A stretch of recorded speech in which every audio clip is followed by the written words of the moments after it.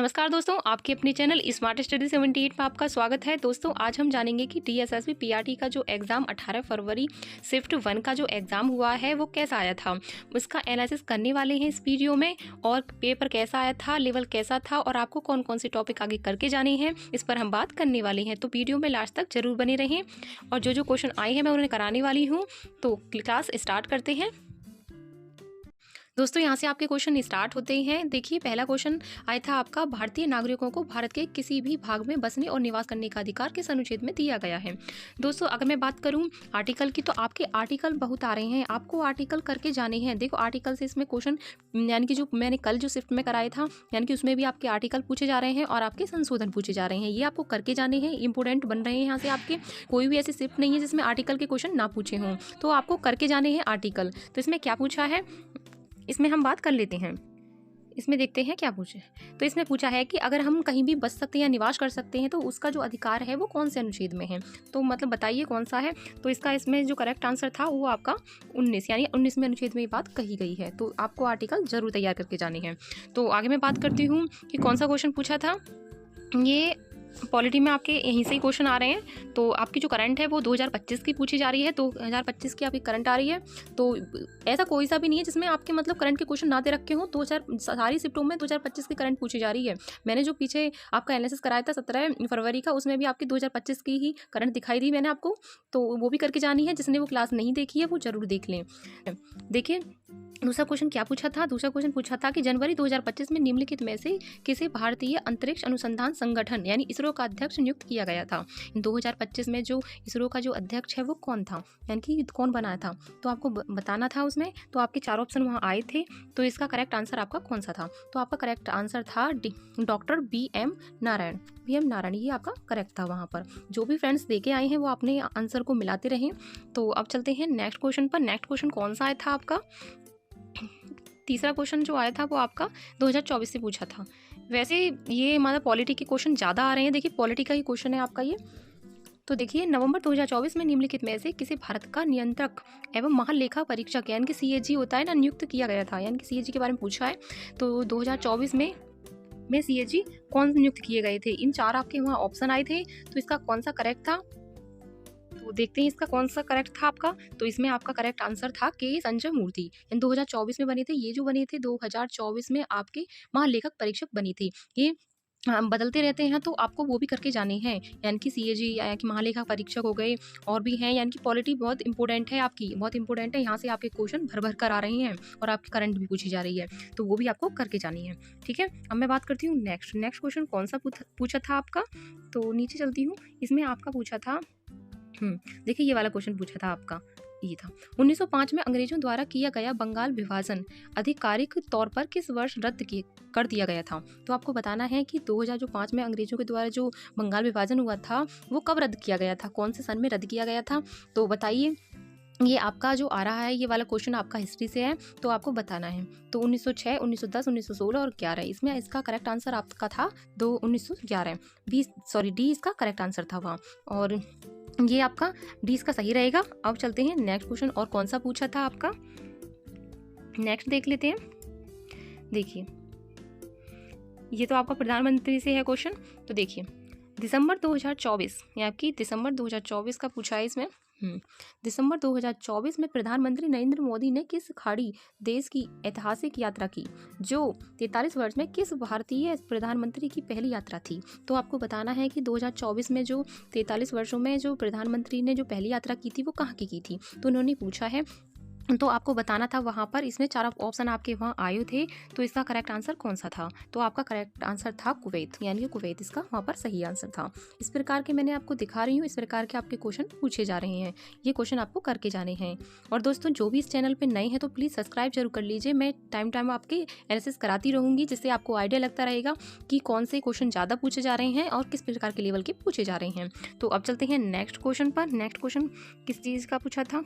2025 से ही आ रहे हैं आपके क्वेश्चन। ही देखिए 2025 में देखिए मार्च 2025 में भारतीय संसद ने प्रवर्तन और विदेशियों विधेयक 2025 पारित किया। इस कानून द्वारा निम्नलिखित में से किस अधिनियम को विशेष रूप से निरस्त कर दिया गया। तो आपको बताना है कि 2025 का पूछा है इसमें। कौन सा निरस्त कर दिया गया था? आपके 4 ऑप्शन वहाँ पे आए थे।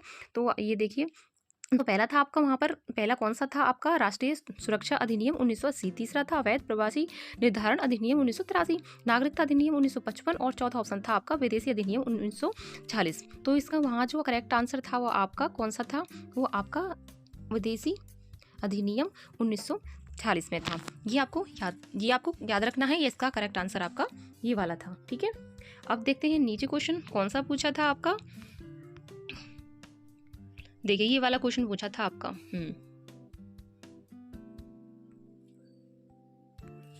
देखिए इसमें आपका ज़्यादातर तो देखिए जुलाई 2024 में अंतर्राष्ट्रीय ओलंपिक समिति द्वारा निम्नलिखित में से किस खिलाड़ी को ओलंपिक्स ऑर्डर से सम्मानित किया गया था? यानी कि जो आपके खिलाड़ी 2024 के खिलाड़ी 2024 का इसमें खिलाड़ी के बारे में पूछा है। तो आपको बताना है कि 2024 में जो अंतर्राष्ट्रीय ओलंपिक समिति के द्वारा निम्नलिखित में से किस खिलाड़ी को ओलंपिक्स ऑर्डर से सम्मानित किया गया था। तो खिलाड़ी से भी आपके क्वेश्चन आ रहे हैं। तो देखिए इसमें आपके 4 ऑप्शन दिख रहे होंगे आपको। तो इस प्रकार आपके वहाँ पर ऑप्शन आए थे। तो इसका करेक्ट आंसर आपका कौन सा था? अभिनव बिंद्रा। ये आपका वहाँ पर सही था। ये आपको इस प्रकार आपको करके जाने हैं। यहाँ से आपको खिलाड़ी भी तैयार करके जाने हैं। वहाँ करंट के नहीं, ये तो वैसे ही क्वेश्चन है, ये आपको करके जाने हैं। तो इसमें इसका फिलहाल इसका करेक्ट आंसर आपका अभिनव बिंद्रा रहेगा। ठीक है, अब चलते हैं नेक्स्ट क्वेश्चन कौन सा? देखिए पॉलिटी के मैंने क्वेश्चन कह रही हूँ कि भर के आ रहे हैं, तो फिर पॉलिटी से आया है, आपको करके ही जाने हैं। पॉलिटी तो आपको ऐसी है कि इसमें क्वेश्चन आ रहे हैं तो आपको छोड़ना नहीं है।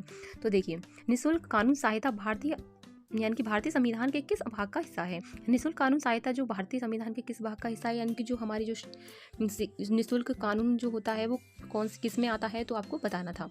तो मौलिक कर्तव्य है, मौलिक अधिकार है, राज्य के नीति निर्देशक तत्व या प्रस्तावना है। तो देखो कर्तव्य में नहीं आता, अधिकार में नहीं आता और प्रस्तावना में भी नहीं है। तो इसका जो करेक्ट आंसर था आपका ये आपका राज्य के नीति निर्देशक तत्व। लेकिन ध्यान रखना कभी ऐसा होता है कि इसमें जो वहाँ पे जो ऑप्शन दिया था वो ये वाला नहीं, तो उसमें जो ऑप्शन दिया था वो आपका यहाँ पर जो लिखा था वो लिखा था आपका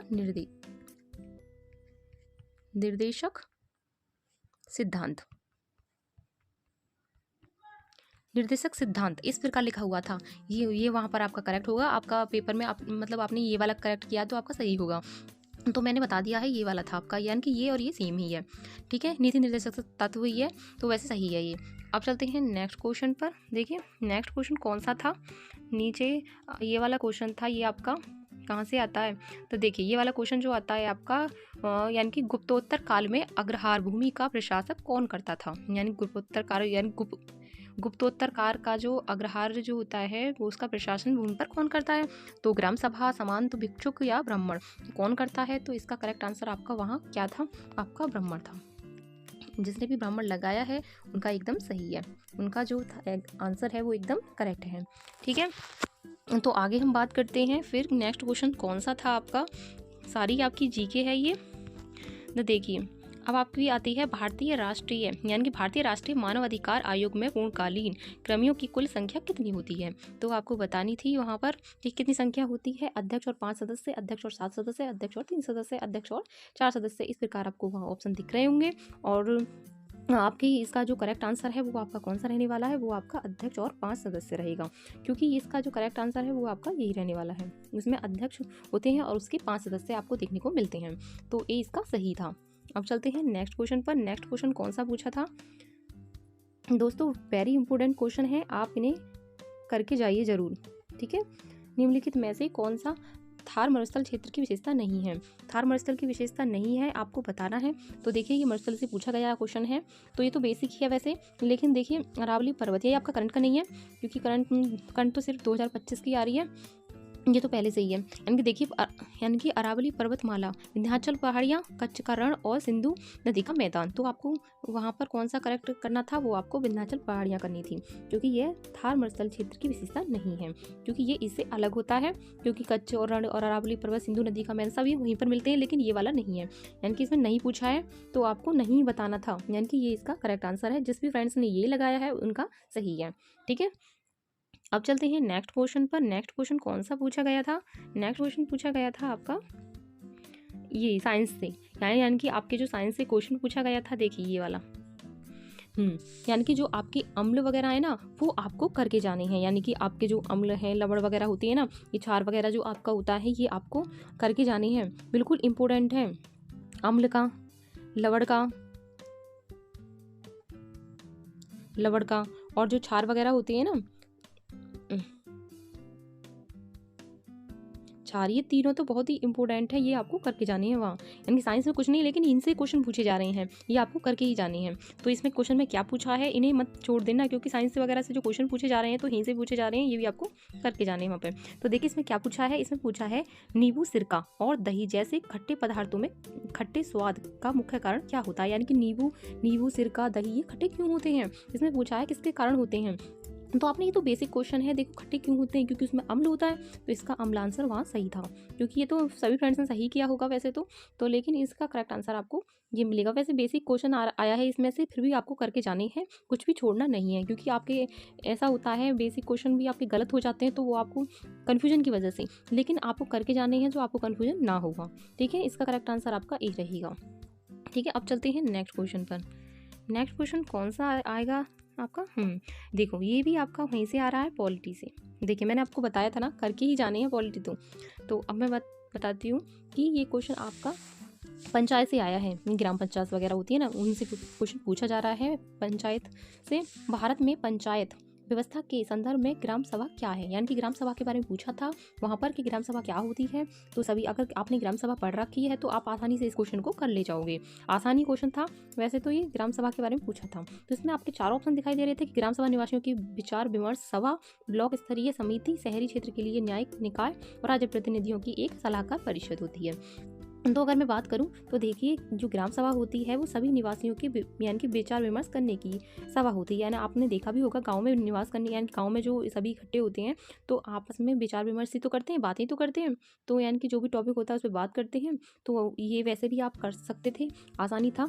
तो एक बार अपने ग्राम सभा वैसे आपको पता ही होगा, जो गाँव से हैं उनको पता ही होगी, तो थोड़ी एक बार पढ़ने से और भी आसान हो जाता। अगर ना भी देखते तो फिर भी आप पढ़ के कर सकते थे, ऐसा क्वेश्चन है ये। ठीक है, अब चलते हैं नेक्स्ट क्वेश्चन कौन सा आया था आपका, नेक्स्ट क्वेश्चन देखते हैं ये वाला। भारत में निम्नलिखित में से कौन सा भूजल आधारित सिंचाई स्रोत है। तो ऐसा कौन सा है जो भूजल सिंचाई स्रोत है, तो बताना था आपको वहाँ पर। तो आपका जो आंसर था वहाँ पर खुला कुआं, यानी कि खुला कुआं से जो सिंचाई होती है वो होती है भूजल आधारित सिंचाई है ये, यानी कि ए आपका करेक्ट था। जिसमें फ्रेंड्स ने ए लगाया है उनका एकदम सही है। ठीक है, अब देखते हैं नेक्स्ट क्वेश्चन कौन सा आया था। नेक्स्ट क्वेश्चन जो आया था आपका, देखिए NFHS-5 2019 से 21 के अनुसार भारत में बेहतर स्वच्छता सुविधा तक पहुंचने वाले घरों का अनुमानित प्रतिशत कितना था। यानी कि 2019 यानी डाटा जो पूछा है वो 2019 से 21 का पूछा है, यानी कि घरों में जो स्वच्छता सुविधाओं तक पहुंचाने वाले घरों का जो अनुमान था वो कितने % था। तो आपको बताना था वहाँ पर कितने % था, वो आपका था वहाँ पर 70% था फ्रेंड्स। इसका आंसर वहाँ पर जो आपका था वो 70% आपका करेक्ट था, इसका आंसर आपका बी रहेगा। अब चलते हैं नेक्स्ट क्वेश्चन पर। नेक्स्ट क्वेश्चन कौन सा पूछा था आपका, तो देखिए ये आपका रीजनिंग का क्वेश्चन है। तो रीजनिंग का क्वेश्चन भी मुझे मिला जिससे आपको रीजनिंग का भी आइडिया लग सके। तो देखिए रीजनिंग में जो क्वेश्चन पूछा था वो आपको कोडिंग डिकोडिंग से पूछा है। कोडिंग जो डिकोडिंग से आपके क्वेश्चन पूछे जा रहे हैं वो आपको करके जानी है। देखो उसमें मैंने साइंस में बताया था जैसे अम्ल वगैरह होते हैं वो करके जाने हैं, और देखो 2025 की आपकी करंट पूछी जा रही है, और पॉलिटी आपकी भर भर के पूछी जा रही है, पॉलिटी भी आपको करके जानी है। और देखो आपको कोडिंग डिकोडिंग के क्वेश्चन मैंने आपको यहाँ पर दिखा दिया। देखो इस प्रकार के क्वेश्चन आ रही हैं। तो देखिए एक निश्चित कूट भाषा में ब्लू को 46-28 के रूप में और लोड को 35-67 के रूप में कुटित किया जाता है। दी गई कुट भाषा में एल के लिए कुट क्या होगा, यानी कि एल की जो दी गई है एल का जो अंक आएगा वो कौन सा आएगा, इसने ये पूछा है। तो आपको किस प्रकार करना है, तो आपको करना था वहाँ पर जैसे पहले तो ये करना था कि आपको पहले तो अपना ब्लू लिख लेना है। ब्लू कितने हैं, 46 और 28 था। ठीक है, और आपको यहाँ पर लोड का क्या था, लोड का था आपका 35 67 ये था आपका। तो देखिए आपको वहाँ पर कैसा करना था, जैसे कि आपको यहाँ पर कोई ऐसा बी के लिए इन्होंने ऐसे दे रखा 6 ऐसे करके दे रखा है, तो इस प्रकार तो आपका नहीं होगा। तो इसमें देख लीजिए आपका जो कॉमन है वो आपका कौन सा है। तो एल बी इसमें दिख रहा है, इस नीचे नहीं है, ए भी नहीं है, यू भी नहीं है, एल दिख रहा है, तो एल इसका कॉमन है। तो इस संख्या में भी हम कॉमन देख लेते हैं। तो इसमें देखिए ये 6 यानी कि 6। तो यहाँ पर आपका यानी कि एल की जो वैल्यू पूछी है तो एल का जो होगा वो 6 होगा। इस प्रकार कॉमन से आपको पता चल जाती। आसान था क्वेश्चन, वैसे ज़्यादा हार्ड नहीं था। तो देखिए इस प्रकार आपका जो आंसर होगा वो आपका 6 रहेगा। एल की वैल्यू पूछी थी, आपका 6 आंसर इसका करेक्ट था। ठीक है दोस्तों, अब भी आपका कोई डाउट हो तो आप मुझे कमेंट करके ज़रूर पूछिए, और मैं टाइम टू टाइम आपको शिफ्ट वाइज आपको क्वेश्चन कराती रहूँगी। जो भी इस चैनल पर नए हैं तो प्लीज़ सब्सक्राइब जरूर कर लीजिए, ताकि आने वाली हर वीडियो आप तक पहुंच सके, और बेल आइकन को प्रेस कर लीजिए। और जो भी आपका डाउट है आप मुझे कमेंट करके ज़रूर बताइए। मिलते हैं नेक्स्ट वीडियो में, तब तक के लिए धन्यवाद।